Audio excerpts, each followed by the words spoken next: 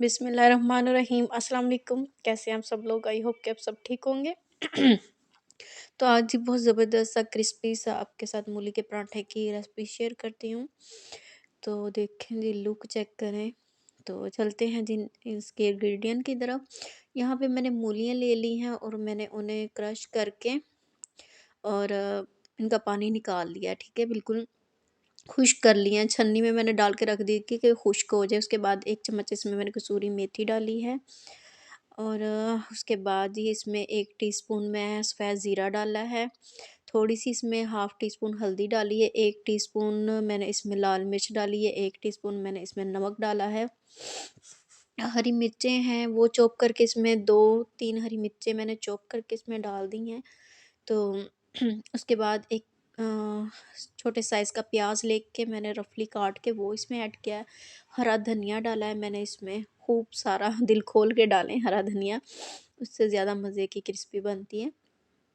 तो उसके बाद क्या करेंगे, इसमें मैंने 2 से 3 चम्मच जो है ना वो कुकिंग ऑयल डाल दिया और इसको अच्छी तरह मिक्स करके हाथ के साथ ना रख लेंगे।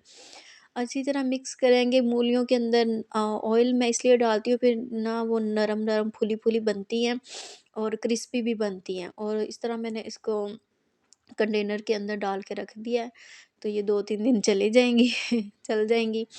तो इनकी स्मेल वगैरह जो होती है ना वो फ्रिज में आने लग जाती है, फिर इस वजह से मैं कंटेनर में डाल के रखती हूँ।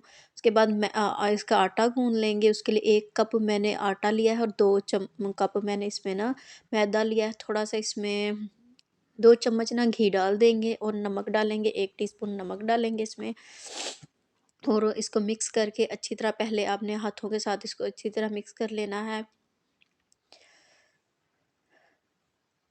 थोड़ा-थोड़ा पानी करके इसका एक सॉफ्ट सा डो गूँध के रख लेंगे। तो बस ये देखिए मैंने नरम सा जैसे रोटियों के आटे के लिए होता है, ये है कि इससे ज़रा क्रिस्पी बनती हैं, खूबसूरत बनती हैं। तो इसलिए आप घर के आटे के साथ भी रोटियाँ बना सकते हैं। इस तरह मैं छोटे-छोटे पेड़े लिए, आपको जितनी रोटियाँ बनानी है आपने पेड़े बना के रख लेने हैं। मुझे सिर्फ़ यहाँ पे आपको दिखाने के लिए सिर्फ़ एक ही बनानी है। तो यहाँ पे सिर्फ़ एक ही रोटियाँ दोनों बेल लेंगे और इसके अंदर आपने जो अमेज़ा लगाना है ना, बहुत ज़्यादा नहीं लगा देना। कुछ लोग भर-भर के लगा देते हैं और फिर उस वज़ह से ये होता है कि रोटी बहुत ज़्यादा बड़ी और हैवी बनती है। रोटी को छोटा बनाएँ, पतला-पतला, और फिर वो खाने को भी दिल करती है। यहाँ पे छोटा-सा क्लिप था वो स्किप हो गया कि इसके अंदर फिलिंग डालते हुए ना। मैंने बहुत ज़्यादा भर-भर के नहीं डाली है, बस थोड़ी-सी मुझे पतली रोटियाँ स्मार्ट-स्मार्ट रोटियाँ पसंद हैं। तो यहाँ पे तवा जो है वो मैंने गरम कर लिया है और उसके ऊपर रोटी डाल देंगे और वेट करेंगे इसके एक साइड पे कुक होने का। जब एक साइड पे कुक हो जाएगी तो इसको आपने थोड़ा-सा प्रेस कर लेना है।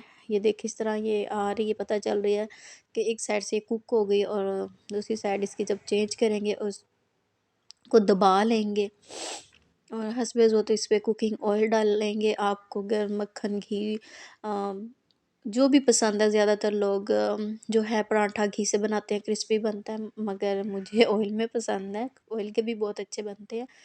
तो यहाँ पे बस ये बन के रेडी हो गया है।